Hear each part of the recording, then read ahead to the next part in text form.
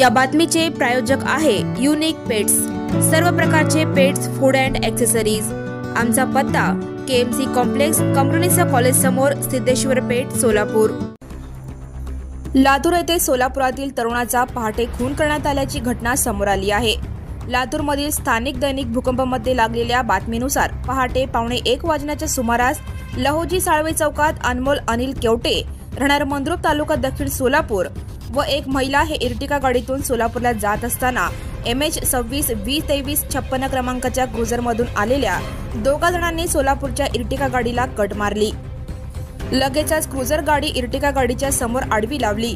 गाडीतून दोघे जण खाली उतरले। त्या दोघांपैकी विष्णू नावाच्या इसमाने इर्टिका गाडीत असलेल्या अनमोल अनिल केवटे याच्या मानेवर, हातावर चाकूने सपासप वार केले।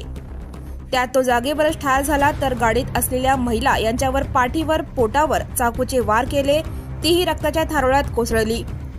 केवटे याचा खून झाला, तर एक महिला आणि भोसले गंभीररीत्या जखमी झाले असून तिच्यावर लातूरच्या शासकीय वैद्यकीय महाविद्यालयात उपचार चालू आहेत। महिला व अनमोल केवटे हे दोघे खंडापूर, तालुका लातूर येथे एका संघटनेच्या अधिवेशनाला आले होते असे सांगण्यात येते। जेवण करून हे दोघेही सोलापूरला जाण्यासाठी निघाले असता शिवाजीनगर पोलीस ठाण्याच्या हद्दीत रिंग रोडवर त्याचा खून करण्यात आला।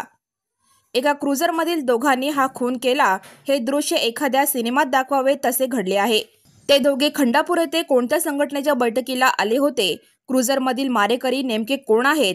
अनमोलचा खून का करण्यात आला? असे अनेक प्रश्न उपस्थित होत आहेत।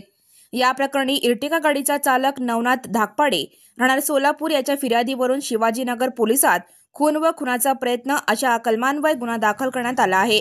घटनेचे वृत्त कळताच वरिष्ठ पोलीस अधिकाऱ्यांनी घटनास्थळी तात्काळ भेट दिली। Subscribe now and press the bell icon. Never miss an